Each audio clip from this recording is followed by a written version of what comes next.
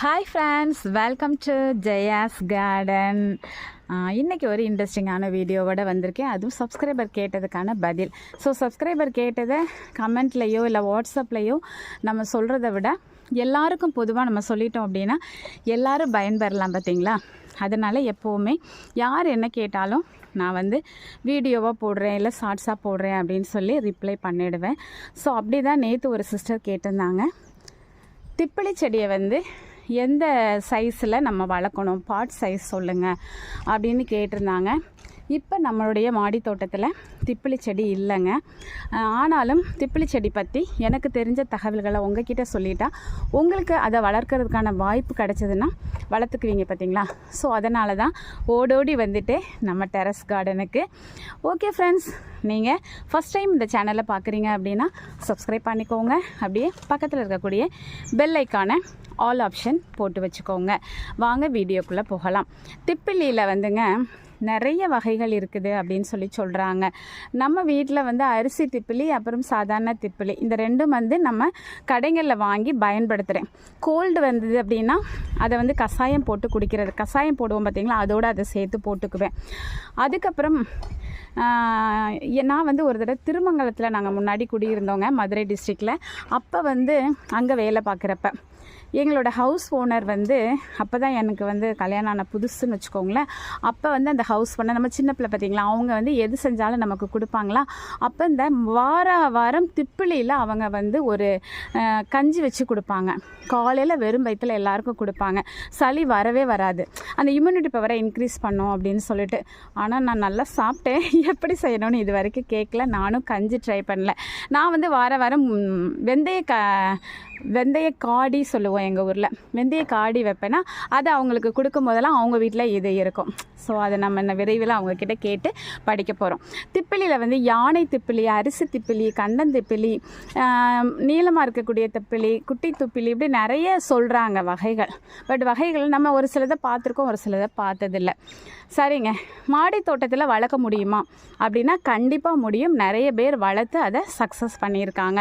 So நீங்கள் வளர்க்கணுன்னு ஆசைப்பட்டீங்க அப்படின்னா கண்டிப்பாக அதை வாங்கி ட்ரை பண்ணுங்கள். அதுக்கு என்ன மாதிரியெல்லாம் வளர்த்தா வரும் அப்படிங்கிறத நான் உங்களுக்கு சொல்லிடுறேன்.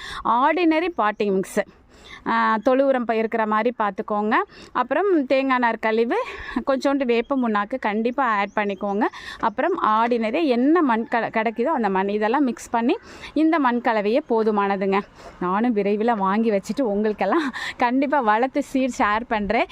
ஏன்னா இதை பார்க்குற நம்முடைய உறவுகள் கண்டிப்பாக அவங்க வீட்டில் திப்பிலி இருந்துச்சுன்னா எனக்கு ஷேர் பண்ணிடுவாங்கங்கிற நம்பிக்கை எனக்கு உங்கள் மேலே இருக்குதுங்க. ஆனால் கொஞ்ச நாளைக்கு முன்னாடி நான் இந்த கார்டன் ஆரம்பித்த கொஞ்சம் நாள்லலாம் ஒரு சிஸ்டர் வந்து எனக்கு கட்டிங்ஸ் அனுப்பி விட்ருந்தாங்க, திப்பிலி கட்டிங்ஸு. அப்போ அவங்க என்ன சொல்லி எனக்கு கொடுத்தாங்க அப்படின்னா, சிஸ்டர் தரையில் இடம் இருந்தால் வைங்க, ரொம்ப நல்லா வரும் அப்படி சொன்னாங்க. சரின்னு சொல்லிட்டு தரையில் வச்சேங்க. என்னுடைய தரை தோட்டம், நாங்கள் இந்த வீட்டுக்கு வந்து ஒரு 15 வருஷம் ஆயிட்டுன்னு வச்சுக்கோங்களேன். அந்த 15 வருஷமாக அதை வந்து பராமரிக்கலை. ஆரம்ப காலத்தில் வளர்த்துட்டோமோ, நல்ல பெரிய பெரிய மரங்களை வளர்த்துட்டேன். அது நல்லா வந்ததுனால வேறு எதுவும் நான் அதில் போடலையா. ஸோ அதுக்கு எந்த ஒரு பராமரிப்புமே கொடுக்காம விட்டதுனால தண்ணி அதிகமாக போகிற இடத்துல வைங்க. நாங்கள் வீட்டில் உள்ள தண்ணியெல்லாம் போகிற இடத்துல நானும் வச்சு விட்டேங்க. மரத்தை ஒட்டுனாப்பில் வெத்தலை கொடி பக்கத்தில் வச்சு விட்டேன். நல்லா வச்ச உடனே சூப்பராக தளிர்லாம் வந்து நல்லா வந்தாங்க. அந்த சிஸ்டர்கிட்ட கூட சொன்னேன், சிஸ்டர் சூப்பராக வந்துட்டாங்க அப்படின்னு சொல்லி. கொஞ்ச நாள்லலாம் பட்டு போயிட்டாங்கங்க. ஸோ எனக்கு ரொம்ப கவலையாக போச்சு. திருப்பி எப்படி அவங்கக்கிட்ட கேட்குறதுன்னு சொல்லி விட்டுட்டேங்க. சரி, நீங்கள் எப்படி வளர்க்கலாம் அப்படின்னா இது மாதிரியான ஒரு 20 லிட்டர் வாட்டர் கேன் கூட அதுக்கு போதுமானது. இல்லை அப்படின்னா கொஞ்சம் பெரிய பக்கெட்லேயோ ட்ரம்லேயோ க்ரோ பேக்லேயோ ஒரு 12 இன்ச்சு க்ரோ பேக்கில் 15 எதில் வேணாலும் வைங்க. சிறுசுலேருந்து பெருசு வரைக்கும் நல்லா வரும். பெருசாக வச்சிங்கன்னா நிறைய அறுவடை எடுக்கலாம். குட்டியாக வச்சாலும் அது ஒன்றும் வேஸ்ட்டெல்லாம் கிடையாது. நம்ம வீட்டுக்கு தேவையான அளவுக்கு அறுவடை அதில் தாராளமாகவே நம்ம எடுக்கலாம். சரிங்களா. அதுக்கு வந்து தண்ணி வந்து அதிகமாக வேணுங்க. எப்போவுமே தண்ணி இருக்கிற மாதிரி பார்த்துக்கோங்க. அந்த மண் வந்து காயக்கூடாது. அப்படின்னா ஒரு 2 நேரம் கூட நீங்கள் தண்ணி ஊற்றுறதுக்கு முயற்சி பண்ணுங்கள். தரை தோட்டம்னா தண்ணி எப்போவும் போய்கிட்டே இருக்கும். அதே நேரம் தண்ணி வந்து தேங்கிடக்கூடாது ஃப்ரெண்ட்ஸ். தண்ணி தேங்கிடுச்சுன்னா வேர் அழுகல் நோய் வந்துடும். சரிங்களா. இது வந்து ஒரு கொடி வகை தாவரம். நான் ஃபோட்டோ கூட அதில் வைக்கிறேன். கொடி வகை தாவரம். இவங்க பாருங்கள், எல்லோரும் எங்கெல்லாம் ஏறி என்ன அட்டூழியம் தோண்டியெல்லாம் விட்டு இருங்க, ஒரு நிமிஷம் விரட்டிட்டு இவங்கள சும்மா விளையாடுவாங்க, விளையாட விட்டால் பரவாயில்ல, மண்ணை தோண்டி பழகினாங்க அப்படின்னா இவங்களோட கேரக்டர் என்ன தெரியுமா? பூனை எந்த ஒரு சின்ன உயிர்களை பார்த்தாலும் சாப்பிடக்கூட செய்யாது. அதை ரொம்ப டிஸ்டர்ப் பண்ணி அப்படியே விளையாண்டுக்கிட்டே இருக்கும். மண்புழுவெல்லாம் நிறைய இருக்குதா, அவங்கள டிஸ்டர்ப் பண்ணிடுவாங்க, பாவம் இல்லையா? அதனால தான் விரட்டி விட்டுட்டே தோண்ட விடாமல். சரிங்க, தண்ணி ரொம்பவும் ஜாஸ்தியாக அந்த இடத்துல தேங்கி நின்றாமல், ஆனால் ஈரப்பதம் எப்போதும் இருக்கிற மாதிரி பார்த்துக்கோங்க. அதுக்கப்புறம் இதுக்குன்னு ஸ்பெஷல் கேரு, இதுக்குன்னு தனி பெஸ்டிசைடு அதெல்லாம் தேவைப்படாது. எல்லாம் தோட்டத்துக்கு நீங்கள் ஆஸ் யூஷுவல் எல்லாருமே தோட்டம் வச்சுருக்கிறவங்க அழகாக மெயின்டைன் பண்ணி அழகாக நீங்கள் என்னென்ன உரம் கொடுக்கணும் கொடுப்பீங்க. அதை கொடுத்தா போதும், கொடுக்கலனாலும் ஒன்றும் பிரச்சனை இல்லை. அரிசி கழுவின தண்ணியே போதுமானது, புளிக்க வச்சு ஊற்றி விடுங்க. அதுக்கப்புறம் இன்னொரு விஷயம் சொல்லணும் அப்படின்னு நினைக்கிறேன்.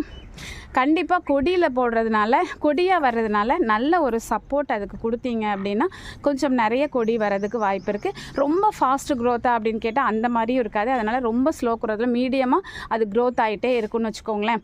ஒரு 1 இயர் ஆனால் கூட இந்த இருக்குது பார்த்திங்களா, நம்மளோட தம்பட்டை அவரை எந்த பெருசு இருக்குது, இந்த அளவுக்கு தான் 1 இயர் க்ரோத் இருக்கும். பட் இதெல்லாம் பார்த்திங்கன்னா 1 மந்த் க்ரோத் இவ்வளோ இருக்குது. ஸோ அதனால் சொல்கிறேன். அதுக்கப்புறம் இதை பற்றி சொல்லணும் அப்படின்னாக்க, வெயில் அப்படின்னு எடுத்துக்கிட்டோம்னா ரொம்ப வெயில் தேவைப்படாது. ஒரு 8 மணி நேரம் வெயிலெல்லாம் தேவைப்படாது. ஒரு 2 to 3 hours வெயில் போதும். ஸோ செடியினுடைய மறைவில், மாடி தோட்டம்னா செடி ஏதாவது மரத்தினுடைய மறைவில் வைங்க. அப்படி இல்லை தரை தோட்டம் அப்படின்னா ஒரு மரத்தோட நிழலில் வச்சிங்கன்னா கொஞ்சம் வெயில் அதுக்கு அடித்தாவே போதும், நல்லாவே வளருவாங்க. இதில் நிறைய மருத்துவ பயன்கள் இருக்குது. இனி வர்ற காலங்களில் இதோட மருத்துவ பயன்கள் நான் எடுத்து வளர்த்துட்டு அதை யூஸ் பண்ணும்போது உங்களுக்கு அந்த பெனிஃபிட்ஸை பற்றியும் நான் அதை பற்றி ஷேர் பண்ணுறேன். இப்போ அந்த சிஸ்டர் கேட்டதுக்கான ஒரு பதிலை கொடுத்துருக்கேன். இது உங்களுக்கும் பயன்படும். நான் வாங்க முன்னாடி எத்தனை பேர் வாங்கி வச்சுட்டு எனக்கு கமெண்ட் பாக்ஸில் சொல்கிறீங்கன்னு பார்க்குறேன். கண்டிப்பாக இதெல்லாம் நம்ம வீட்டில் கட்டாயம் வளர்க்க வேண்டிய ஒரு செடிங்க. நானும் மூலிகை தோட்டம் ஆரம்பிச்சிட்டேன். இன்னும் அதையும் நான் கலெக்ட் பண்ணிடுவேன். கண்டிப்பாக யாரோ ஒரு ஃப்ரெண்டு எனக்கு கண்டிப்பாக மிக விரைவில் அனுப்பி தருவாங்கங்கிற நம்பிக்கையும் எனக்கு இருக்குது. இது மெயினாக கட்டிங்ஸ்லேயே வளர்ந்துருங்க. சரிங்களா? ஓகே ஃப்ரெண்ட்ஸ், இந்த வீடியோ உங்களுக்கு பிரயோஜனமாக இருந்ததுன்னு தோணுச்சுன்னா கண்டிப்பாக ஃப்ரெண்ட்ஸ் அண்ட் ரிலேட்டிவ் ஷேர் பண்ணுங்கள். மறக்காமல் சேனலை சப்ஸ்கிரைப் பண்ணி சப்போர்ட் பண்ணுங்கள். தேங்க்ஸ் ஃபார் வாட்சிங்.